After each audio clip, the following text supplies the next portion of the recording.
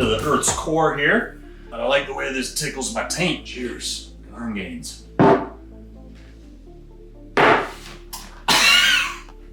Chase it with a bite of apple. But you didn't see that coming. I'm gonna review the workout in the beginning this time before I ramble on about some bullshit, lesson, insightful shit that you may or may not want to hear. So, yesterday I did a heavy progressive overload day with heavy weight, longer rest times. And so then the next day, I don't really want to move heavy weight again. I'm just gonna chase a pump. So I'm gonna get lots of reps, lighter weight, shorter rest times. So that's what this workout was. Did it in the morning, so I took some stims, some pre-workout to get me all jazzed up, just feel good with your freaking sleeves. And I tried a triple drop set, superset with slow and fast tempo. So starting with the triceps here. Got a piece of apple in my nasal cavity. This guy's a mess. Yeah, he is. Give me a minute to compose myself. Okay, triceps, slow controlled tempo, 15-ish reps. You can see here we're getting a good stretch, we're getting a good extension, trying the rope out. Cables, I don't feel as good of a stretch at the bottom. It's partially because that cable is not pulling straight down, it's pulling back some. So in the bottom of the movement, I want that weight to be pulling straight down. And that's more the case with the dumbbell with gravity, but with the cable, it's pulling out some.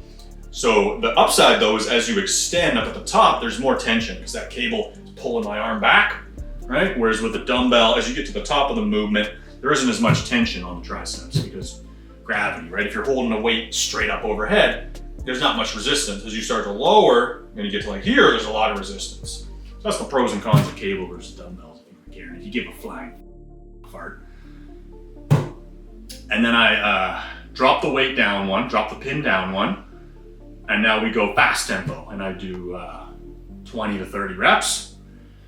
And then I drop the pin down again, fast tempo again, maybe 15 to 25 reps. And I take like a 1 minute rest, and we switch over to biceps and do the exact same thing.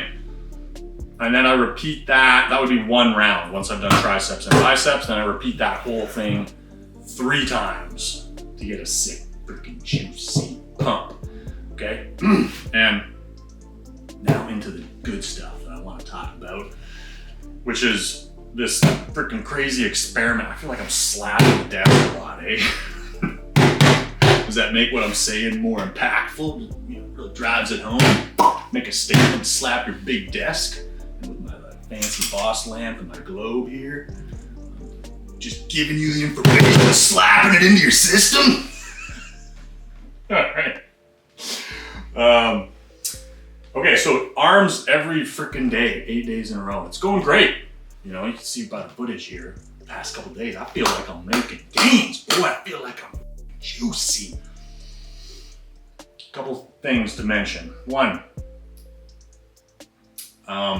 if you're a brand new beginner and you're watching this video, don't do this shit. Just train like a normal person, follow the rules, take rest days, follow a normal split, hit your muscles once or twice a week, each body part, regular amount of volume, whatever, all the all the good stuff. It's gonna work in the beginning as long as you push yourself hard and show up to every session, you're gonna make gains regardless.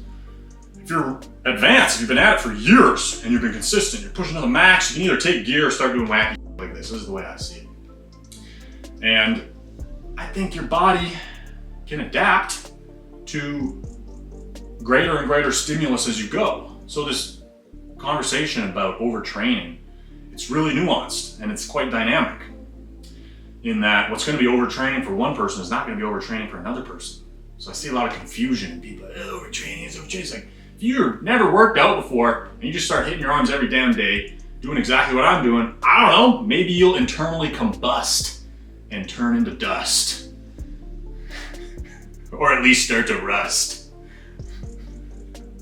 Or get all excited in your pants and bust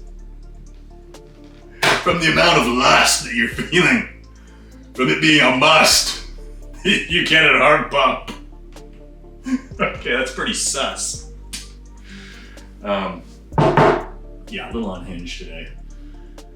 Point being, as you get more, what I've seen is you get more experienced, your body adapts to the stimulus that you put on it, and then it can handle more. And I'm not making the rules, I'm just telling you what I'm doing. I would have thought if I was like 2 years in and I'm following all the recommendations and I've been trained, I would be like, yeah, you can't do that, you're gonna overtrain. But you try some shit and you listen to how your body responds. And so I think that as you progress, I don't know, this wasn't a plan. I just jankied up my left foot. I'm gonna train legs today. That's why I train in the morning. I'm gonna do 2 a day. I'm gonna keep the every day is arm day going. We're on day 8. So now I'm gonna start hitting legs again now that my foot's good. So I gotta do arms in the morning, did that, take a rest, legs in the evening, and then I'll probably hit arms 3 days in a row again, and then we'll do the 2 a day with the legs again. And let's just see what happens. It wasn't a plan, it just kind of stumbled into it, and I'm riding with it, and I'm paying attention to what my body is doing. I feel like I maxed out where I could get following a regular thing where I hit it really hard and then take rest days off. So either I'm gonna max out my frequency, or I'm gonna max out my volume, or I gotta do something crazy, or I'm gonna hop on gear. We'll see what happens.